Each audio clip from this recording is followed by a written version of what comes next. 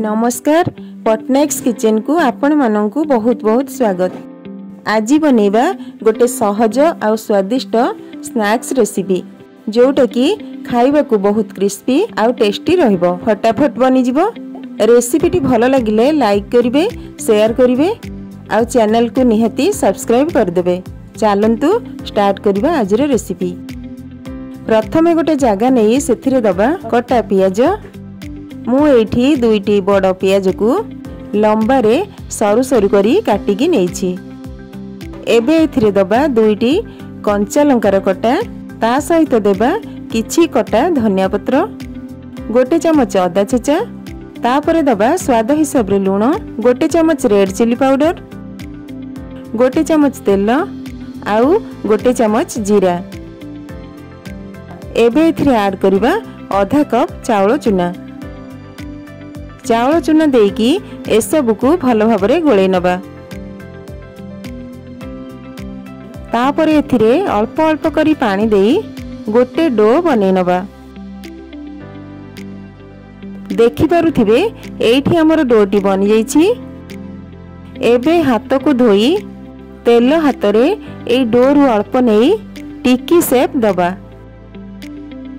देखंतु गोटे बनि गला। सेम प्रोसेस रे सबुतक टिक्की बनै नबा। देखि पारुथिबे एठी मु किछि बनै नेछि। एबे ए सब को फ्राई करिबा पई मु तेल गरम करी नेछि।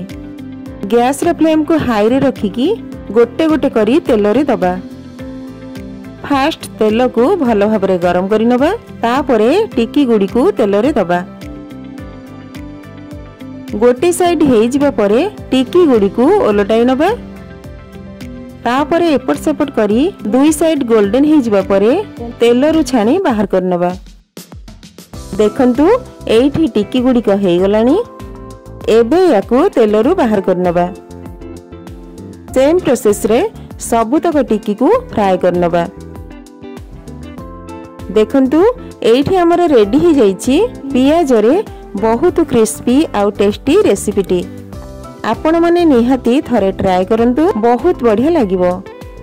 देखिकी जानि पारुथिबे केते क्रिस्पी बनिछि। तो इवनिंग स्नैक्स रे निहाती बनांतु एई रेसिपी, समस्ते पसंद करिवे। गरमा गरम ए टिक्की को टमाटो केचप सहित खांतु, बहुत बढ़िया लागिवो। आशा करूछि आजिर एई रेसिपीटी आपण मानंकु बहुत भलो लागिथिबो। ताहले आजि पई रहुछि, पुणी आसीबी आ गोटे नुवा रेसिपी सहित। धन्यवाद।